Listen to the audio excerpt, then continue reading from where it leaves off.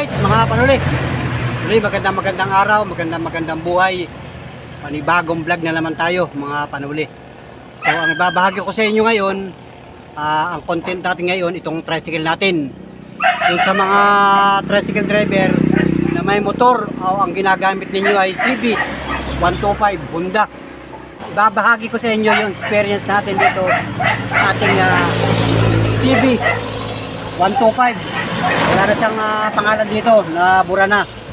Kasi mga panuli, itong ating tricycle na ginagamit ay halos 6 years nang ginagamit ni panuli.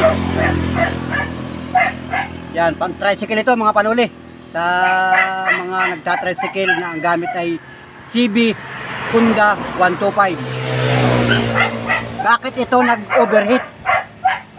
Inobserbahan natin noong mga nakaraang buwan, bakit siya nag-overheat? Samantalang hindi naman siya dati nag-overheat. Pagkahataw na siya guys, mga panuli, paghataw ng takbo niya, bigla siya nag-automatic namamatay. Overheat. Ayaw siyang umandar. Nahihirapan tayong paandarin. Obserbahan ko, araw-araw, ganun ang nangyayari, nag-overheat siya. Bakit nag-overheat? Nung makaipon tayo, dinala ko siya sa mekaniko at ipinaliwanag ko sa kanya kung bakit nag-overheat. Lagi siya, may time na ipahila ko siya, dinala ko sa mekaniko. Nag-overheat, napakainit ng makina. Nawawala ang kuryente niya. So ang unang target ng mekaniko, sabi niya, ignition coil, yung papunta sa spark plug. Nandito sa kabilang side, puntahan natin sa kabilang side.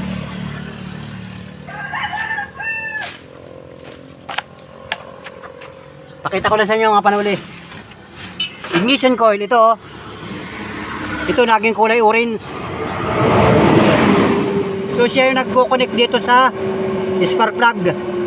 Papunta dito sa spark plug. Yun ang pinapalitan sa atin, kaya bago ito. Naging kulay orange dati, kulay black yan. So nung mapalitan yan, pinalitan din yun ng pipa. Ng mekaniko, master mechanic yun eh. Pinapalitan yun ng pipa. Bago na rin itong pipa na to. So yung spark plug dati pa rin. Kinabit. Pag start, okay. Garantisado, napakagaling. Ignition lang ang problema. So si panuli, bayad. Mahigit 500 yung bayad niya sa labor. Kasama yung ignition. So ibiniyay ko, biyahe tayo. Bumahid ang makina, overheat na naman. So, pahila na naman ako, punta na naman sa talyer. Ibig sabihin, hindi siya sira, yung dati ko. Dahil overheat ulit, ganun pa rin ay. O, ang pangalawa niya pinaltan, spark plug daw. Bili akong bagong spark plug.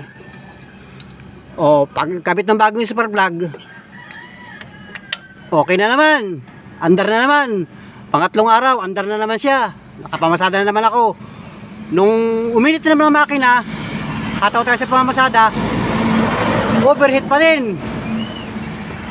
Namamatay talaga siya mga panuli. Balik ulit ako sa mekaniko. Pahila na naman ako doon sa mga kasamahan kong tricycle driver. Punta sa mekaniko. Ang pangatlong pinalitan niya, ignition. Pangalawa, spark plug. Pangatlong pinalitan niya, ang pinagbintangan niya, battery. Yung battery natin, kinabitan kasi niya na isang baterya, matik andar. Okay, andar na naman. Ito, battery natin. Yung battery, bili tayo ng bagong battery, bago.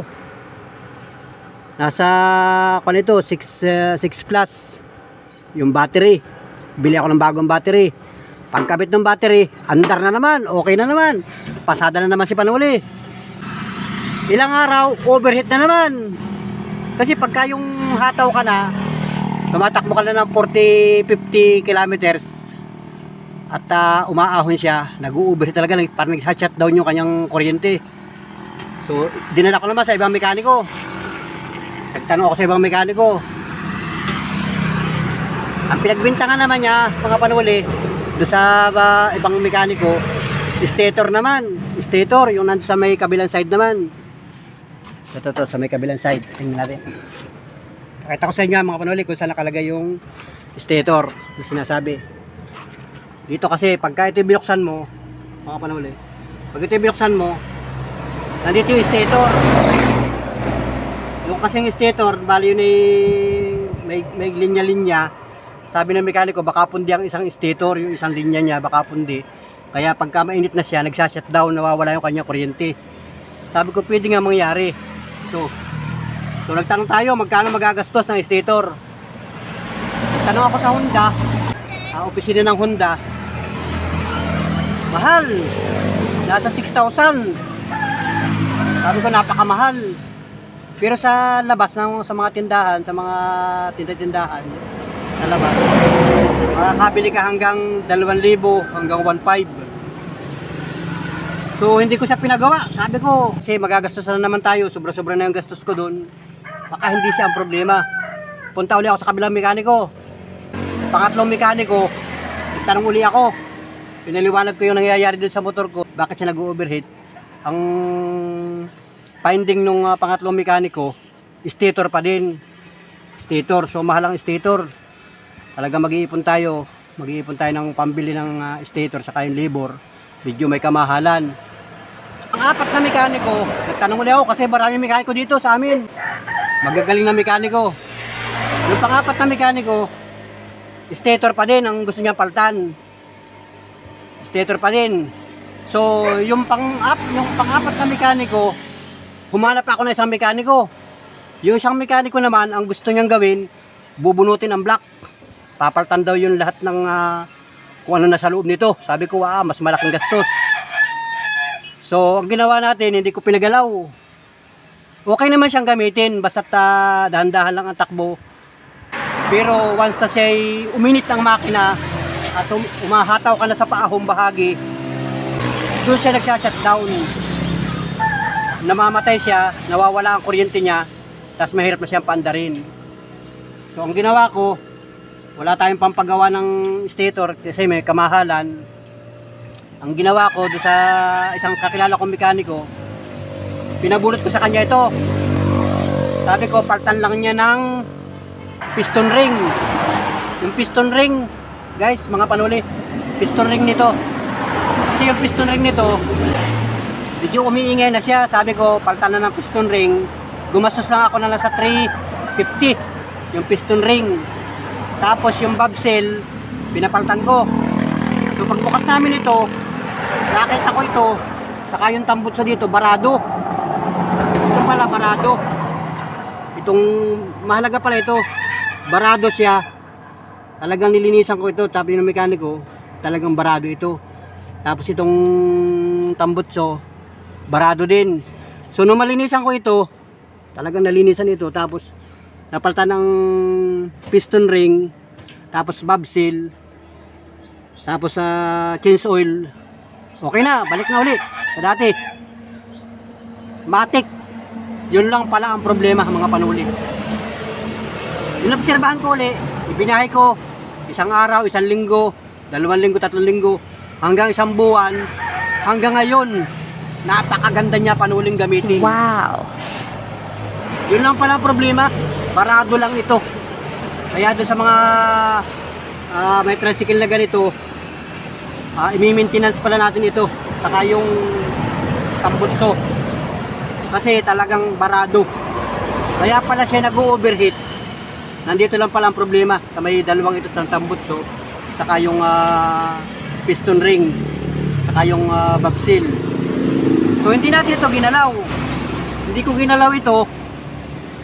So napakaganda na niyang gamitin ngayon. Balik ulit sa dating performance niya, yung ating Honda Civic. So yun, kaya yun na isang experience natin sa ating tricycle, sa ating pamamasada. Kaya yun, talagang mekaniko ang masusunod kung tayo ay may pangbayad. Kasi sila ay marunong dito sa makina. So ang ginawa ko, pinag-aralan ko lang yung mga mga idea ng mga mekaniko. At wala naman tayong halaga na pampagawa. Kaya hindi ko na muna pinagawa, yun lang muna ang ginawa ko. Okay na ngayon. Yun, shout out sa mga magta-tricycle na ang gamit ay Honda CB 125 model 2015. Ito, mga panahon. Yun, gamit natin hanggang ngayon, magpipitong taon na ito sa akin. So muli, maraming salamat ha, sa lahat ng mga magta-tricycle sa buong Pilipinas. Sana'y naibigan ninyo yung aking counting vlog sa aking tricycle.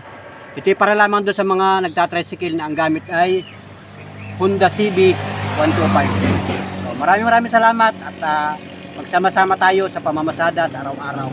Thank you, mga panuli.